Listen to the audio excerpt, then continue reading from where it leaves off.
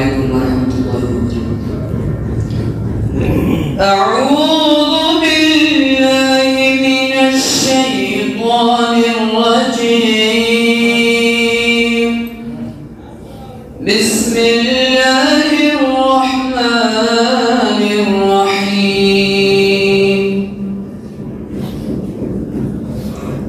والعاديات ضبحا فالموريات قدحا فالمغيرات صبحا فأثرن به نقعا فوسطن به جمعا إن الإنسان لربه لكنود وإنه على ذلك لشهيد وإنه لحب الخير لشديد أفلا يعلم إذا بعثر ما في القبور.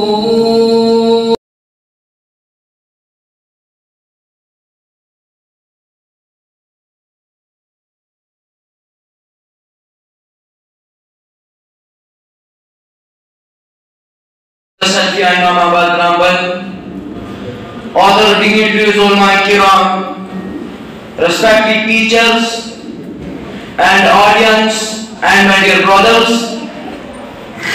I welcome you all with Islamic greeting. Assalamu alaikum wa rahmatullahi wa barakatuh. Today the topic of my talk is the books of Allah.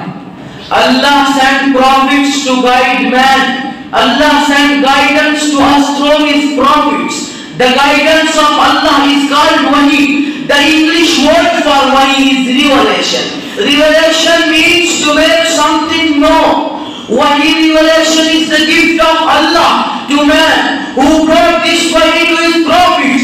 It was Angel Jibreel alayhi salam who brought this Wahi to Allah's prophets. These were Allah's messages. These were collected in the form of book. The Quran speaks of such books.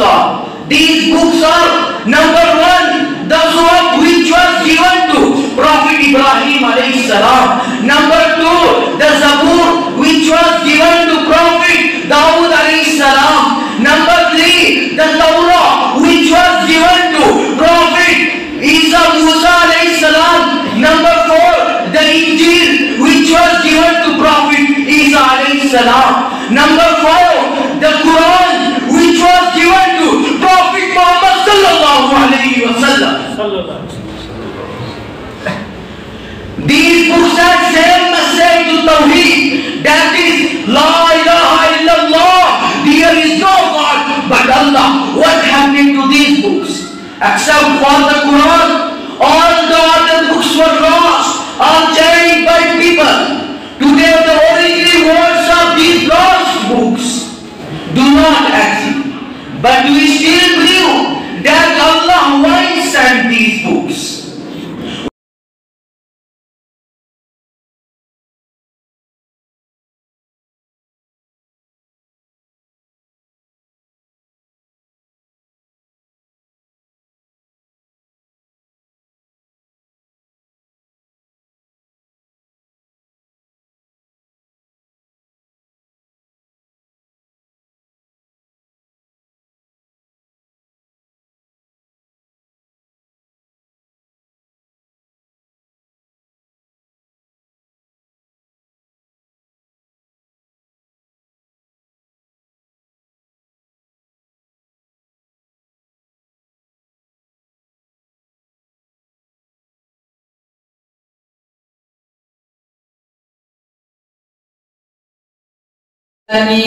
والصلاة والسلام على أشرف الأنبياء والمرسلين نبينا محمد وعلى آله وصحبه أجمعين.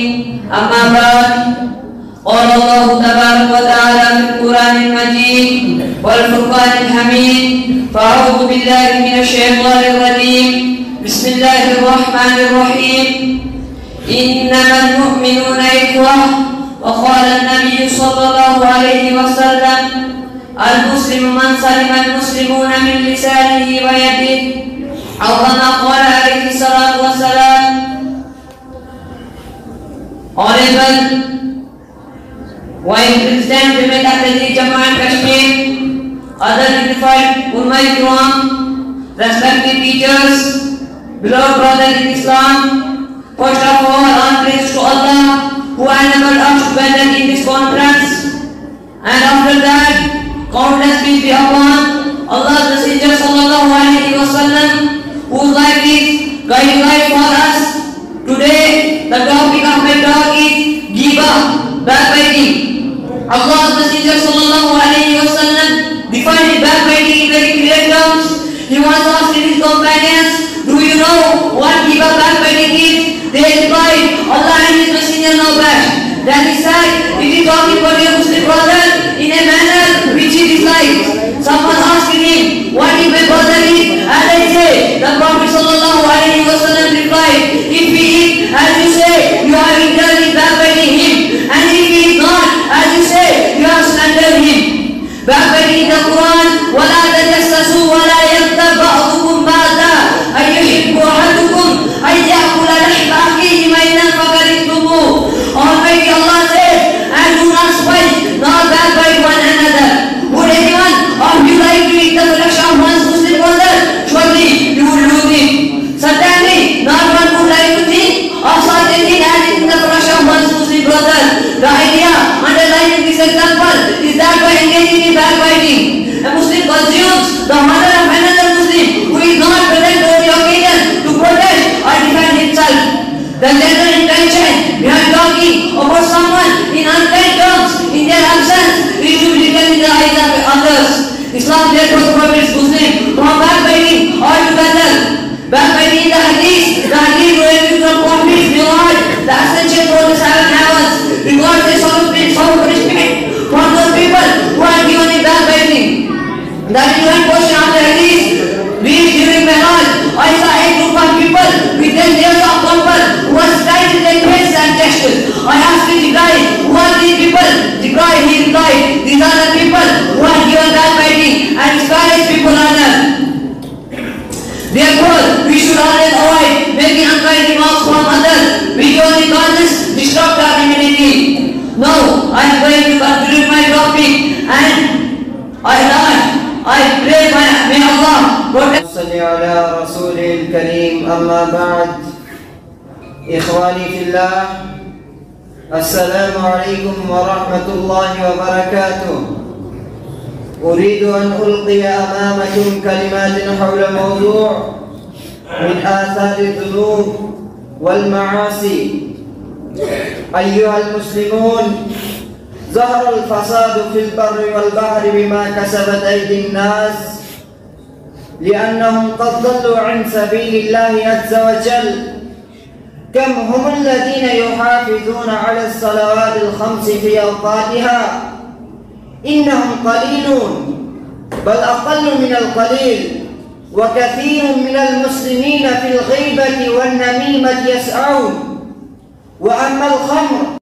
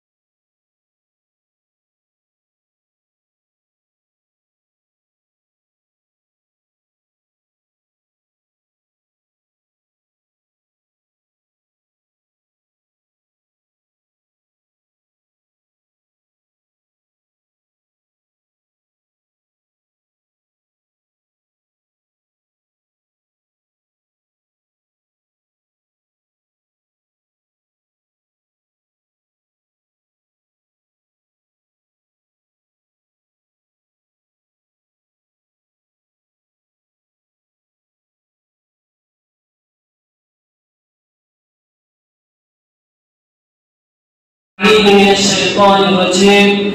بسم الله الرحمن الرحيم. والعصر إن الإنسان لفي خسر إلا الذين آمنوا وعملوا الصالحات وتواصوا بالحق وتواصوا بالصبر.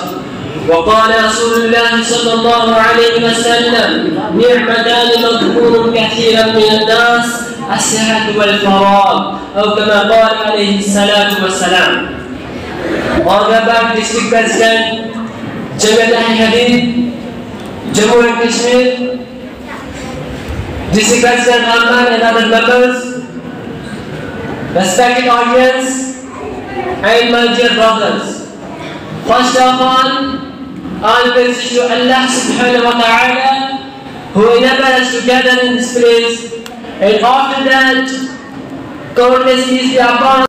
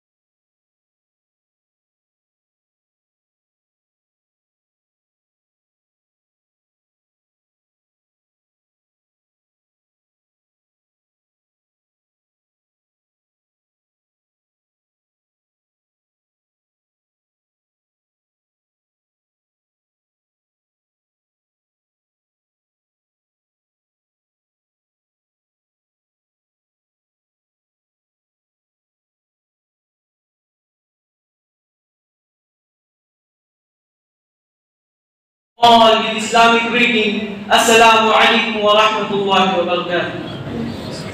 The topic of my talk is patience.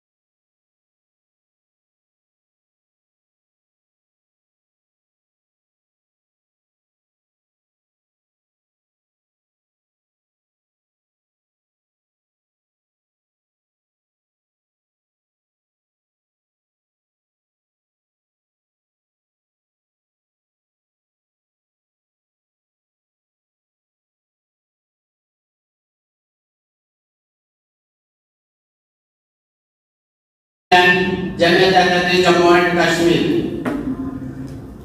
Other dignitaries, respected principal, teachers and other members, I welcome you all in Islamic greetings. Assalamu alaikum wa rahmatullahi wa barakatuh. Today, I want to deliver a short speech on topic good moral character. Good moral character is the most excellent of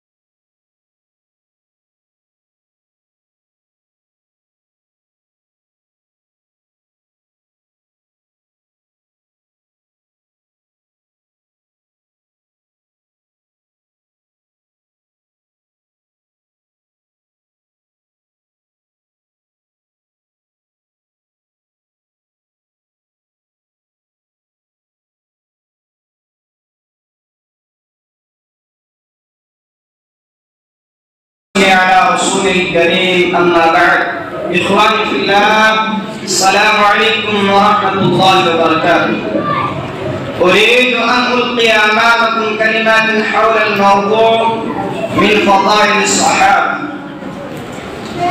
من أصول أهل السنة والجماعة سلامة قلوبهم وألسنتهم على أصحاب رسول الله صلى الله عليه وسلم كما وصفهم الله به في قوله والذين جاءوا من بعدهم يقولون ربنا اغفر لنا ولإخواننا الذين سبقونا بالإيمان ولا تجعل في قلوبنا غلا للذين آمنوا ربنا إنك رؤوف رحيم. سورة الحشر رقم السورة 59 والآية 10.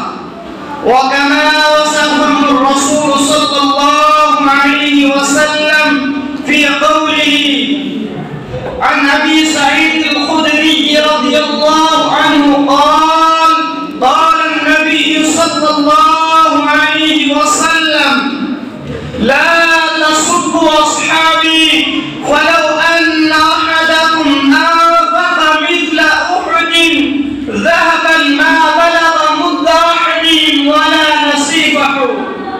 رواه البخاري في صحيحه في كتاب فضائل أصحاب النبي صلى الله عليه وسلم. رقم الحديث 73 و3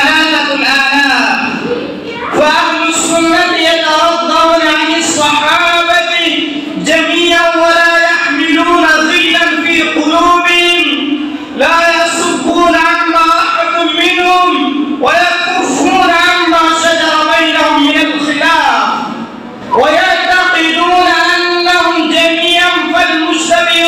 له أجران والمخطئ له أجر وذنبه مغفور بفضله سابقته وجهاد مع رسول الله صلى الله عليه وسلم. فلهم من الحسنات الماحية للسيئات فذنوبهم مغفورة وحسنات وجزيلة مغفورة فرحمهم الله ورضي الله عنهم ورضوا عنه.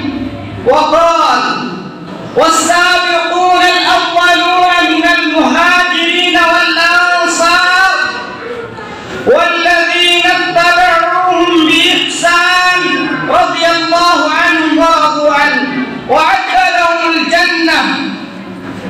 وكذلك قال في فضائلهم: محمد رسول الله والذين معه أشداء على الكفار رحماء بينهم تراهم ركعا سجدا يبتغون فضلا من الله ورضوانا سيماهم في وجوههم من أثر السجود ذلك مثلهم في التوراة ومثلهم في الإنجيل كزرع أخرج شطأه فآزره فاستغلظ فاستوى على سوقه يعجب الزراع ليغيظ بهم الكفار. وعد الله الذين آمنوا وعملوا الصالحات منهم مغفرة وأجرا عظيما.